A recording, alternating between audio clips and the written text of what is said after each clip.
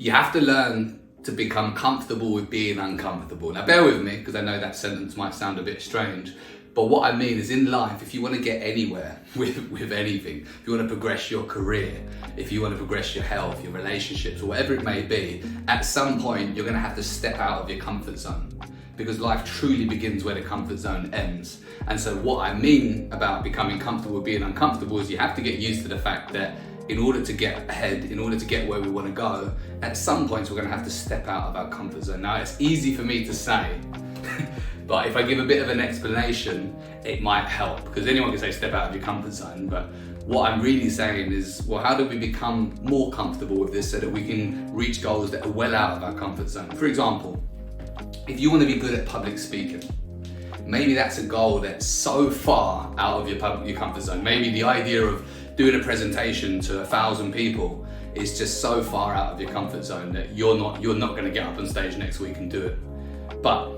how do we then get that to become in our stretch zone? So how do we make that a reachable goal? So what I recommend is ask yourself, well, what's the smallest step I can take out of my comfort zone? So using public speaking as an example, you might set up a camera, video yourself, or practice a talk in the mirror and just give yourself some feedback. And that might be a little bit uncomfortable, but guess what happens? Once you've done that a few times, that uncomfortable task starts to feel comfortable. And so your comfort zone starts to expand.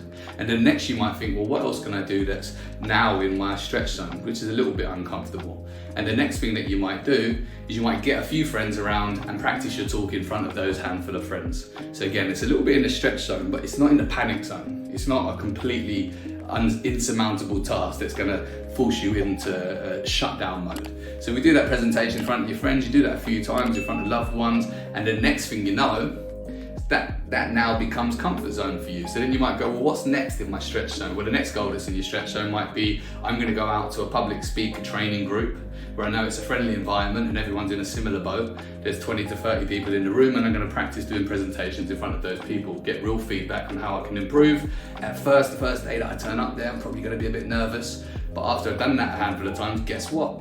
That's now my comfort zone. And as we move along, we're gradually getting closer to this goal that was once in our panic zone. Now I go out and deliver a presentation in front of 50 to 100 people.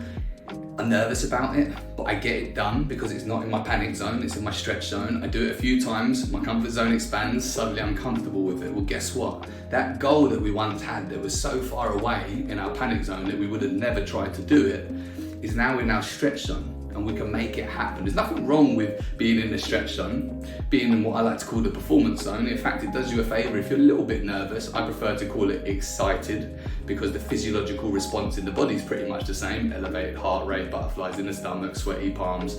That's getting into a performance state. That's the state I want to be in. So also that's a side nugget. It's super useful to tell yourself that you're excited, not that you're nervous.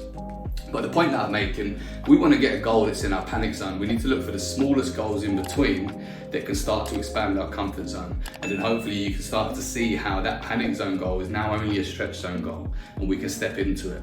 Because no matter what you're doing in life, no matter what you want to achieve, you need to learn to cultivate the ability to become comfortable with being uncomfortable, but we don't want to do things that are just going to be ridiculously hard or overwhelming for us, because then we're never going to want to do it again.